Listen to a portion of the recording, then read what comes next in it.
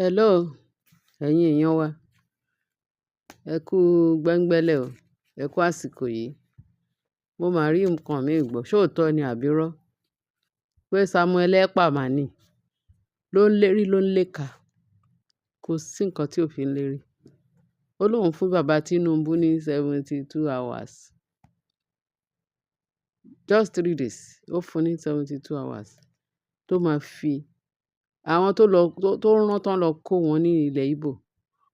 Ó lóun fún wọn ní 72 hours láti lọ return wọn. Lódindi bọ́n ṣe gbé wọn, kán dá wọn padà. Àwọn ò mọ ibi tán gbé wọn lọ. Pé ibẹ̀ tí wọ́n ní Nàìjíríà. Nàìjíríà àti kíní ló ń jà ń sìn. Nàìjíríà àti àwọn Biafra. Ó ń dún faka. Orí screen náà láti rí. Ó ní bàbá Tinubu tó bá mọ̀ wọ́n rẹ̀.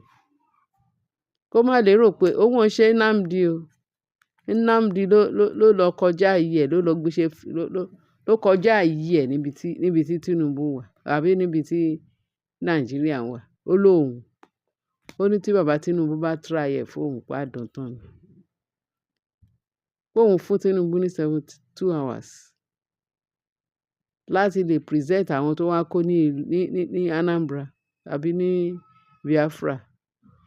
Kó dá wọn padà kíákíá. Lódindi o, nǹkan kan ò dẹ̀ gbọdọ̀ ṣe wọ́n. Pé àìjẹ́bẹ̀, eku ò ní ké bí eku o, ẹyẹ ò ní ké bí ẹyẹ ní Aso Rock. Kò sí nǹkan tí ò fi lérí fún bàbá Tinubu. Wọ́n ń gé bàbá Tinubu ní ọwọ́, ó tún ń bọ òrùka. Wọ́n fi pé irú ìyí tán ṣe fún Sunday. A mọ nǹkan tó fẹ́ ṣẹlẹ̀ sí i. Àfi k'Ọlọ́run kó ṣàánú wa. Àfi k'Ọlọ́run kó ṣe àánú fún wa ní ilẹ̀ Nàìjíríà yìí. Torí a mọ ibi tí wọ́n ní ìbẹ̀rẹ̀ ogun là ń rí ìparí ẹ̀. Ẹ̀yin èèyàn wa, ẹ ṣáà máa gba àdúrà. Ẹ máa rawọ́ ẹsẹ̀ sọ́dọ̀ Ọlọ́run pé k'Ọlọ́run kó jọ̀ọ́ kó má jẹ́ kógun bẹ́lẹ̀. Nígbà tán tí ń dìde síra wọn ńsìn. Wọ́n rò pé Sunday Igboho náà. Bó ti ẹ̀ jẹ́rìí bọ̀dá yẹn. Ó lóun kẹ̀. Ó ní kán lọ pọ̀ sí wa pé wọn ò tí ì tó. Sunday Igboho. Mo dẹ̀ dúpẹ́ lọ́wọ́ wọn. Mo dẹ̀ dúpẹ́ lọ́wọ́ àwọn bàbá Akintóyè. Mo dúpẹ́ lọ́wọ́ Kóìkì. Ẹ jọ̀ọ́. Yoruba nation has come to stay. Yes. A yìí sọ ti Yoruba nation. A yìí sọ ti Sunday Igboho. A ní Samuel ekpa. Ó ní wọn ò bí bàbá Tinubu rí. Wọn ò bí dá. Irú èyí tó fẹ́ try fún wọn. Pé wọ́n kàn dédé lọ. Ẹ ṣáà gbọ́ lẹ́nu ijọ́ mẹ́ta yìí pé wọ́n lọ sí Biafra. Wọ́n bẹ̀rẹ̀ sí ní lọ ń kó àwọn ń pààyàn. Tó ń pààyàn ńpakúpa. Wọ́n náà máa wọ inú ìlú ni, àti inú ìlú àti inú igbó. Wọ́n lọ kó àwọn boys tó jẹ́ pé hefty boys. Tán heavy nílẹ̀. Wọ́n ní bí gọ́ọ̀mẹ̀ntì bẹ́ẹ̀ ṣe lọ síbẹ̀. Tó bẹ̀rẹ̀ sí ní kó wọn. Tó ń kó wọn ní ilẹ̀ Biafra. Kì í ṣe pé bóyá àwọn ara wọn náà ń bá ara wọn jà. Ó ní Nàìjíríà ń bá àwọn Biafra jà. Ọlọ́run ló mọ irú nǹkan tí wọ́n fẹ́ dálẹ̀ Nàìjíríà. Àfi k'Ọlọ́run kó bá wa ṣẹ́ ogun yìí tó ń bọ̀ Nàìjíríà. Kó bá wa ṣẹ́ kó bá wa paná ẹ̀. Ṣé dandan ni? Wọ́n ṣe tán wọ́n náà fẹ́ ṣe sàríà. Wọ́n plan láti ṣe sàríà. Nǹkan tágbára wọn ò lè ká. Ṣé owó ló wá ṣe gbogbo eléyìí sí? Torí òun lówó. Ìyàwó ẹ̀ ní owó wà, àwọn tí lówó wọn. Irú owó ìyà wo lẹ ní? Owó tẹ ẹ ní tẹ́ ẹ̀ ní integrity. Ṣé owó nìyẹn? Owó tẹ ẹ ní tó jẹ́ pé àtọmọdé àtàgbà gbogbo wọn náà rin yín fín. Wọ́n fi ń gun yín ní ọ̀rọ̀ burúkú, èpè burúkú náà ṣẹ́ fún yín, ẹ dẹ̀ lé lówó. Ẹni bá lówó máa wà nínú ipò ọ̀wọ̀ náà. Ó máa wà níbi tó jẹ́ pé wọ́n ní ipò àgbà là ń gbàgbà. Ẹ lówó ẹ ní fọkànbalẹ̀. Ẹ lè sùn, ẹ lè wo. Ẹ lẹ́ lówó. Ìyàwó Tinubu nìyẹn.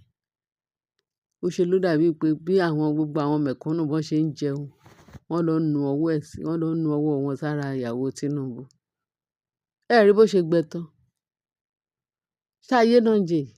Ẹ̀ ń jayé. Wọ́n ní Ọlọ́run má tiẹ̀ jẹ́ kéèyàn jẹ́ living corpse. Kí ni àpẹẹrẹ pé ẹ̀ ń gbádùn láyé? Kí ni àpẹẹrẹ pé ẹ lówó? Kí ni àpẹẹrẹ pé ibi tẹ́ ẹ wà, pé ẹ wà contented? Ẹ wà contented. Nígbò jẹ́ pé tẹ́ bá jẹun, ẹ ní jẹun kẹ́ yó. Bẹ́ẹ̀ ni ó sì ti rí bí wọ́n ti fọwọ́ ara wọn fà á pé àwọn máa jẹun, wọn ò ní yó ni. Nígbà tẹ́ ẹ lérò pé kẹ́ fi ebi pa ọmọlàkejì, pé gbogbo bí Nàìjíríà ṣe tóbi tó, tí gbogbo wọn, tí everybody ń sọ̀rọ̀ nípa